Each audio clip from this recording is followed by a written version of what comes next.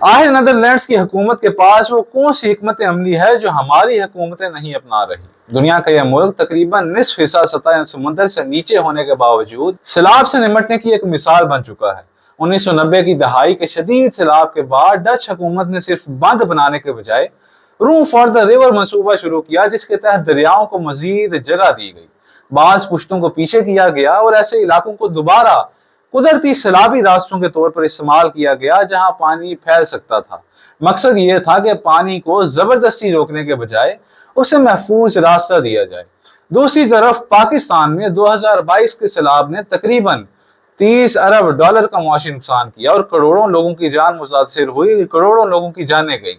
اس کے باوجود آج بھی دریاؤں اور نالوں کے قدرتی راستوں پر تجاوزات، تعمیرات اور ہاؤسنگ منصوبے قائم ہوتے جا رہے ہیں۔ نتیجہ یہ نکلتا ہے کہ جب مونسون میں پانی بڑھتا ہے تو اسے پھیلنے کی جگہ نہیں ملتی اور تباہی آبادیوں تک پہنچ جاتی ہے۔ مسئلہ صرف سیلاب نہیں، مسئلہ ہماری منصوبہ بندی کا بھی ہے۔ اگر ہمیں ہر سال امداد اور نقصان کے بعد کارروائی کے بجائے مستقل حل چاہیے تو ہمیں دریاؤں کو ان کا قدرتی راستہ دینا ہوگا، تجاوزات ختم کرنی ہوں گی اور نیدرلینڈز کی طرح پانی سے جنگ نہیں، پانی کے ساتھ سمجھداری سے نظام بنانا ہوگا۔ یہی فرق ہے وقتی بندوبست اور مستقل حل میں۔ آخر میں سوال صرف نیدرلینڈز کا نہیں، پاکستان کا ہے۔ ہمارے پاس دریا بھی ہیں، ماہرین بھی ہیں، وسائل بھی ہیں اور ہر سال سیلاب کا تجربہ بھی۔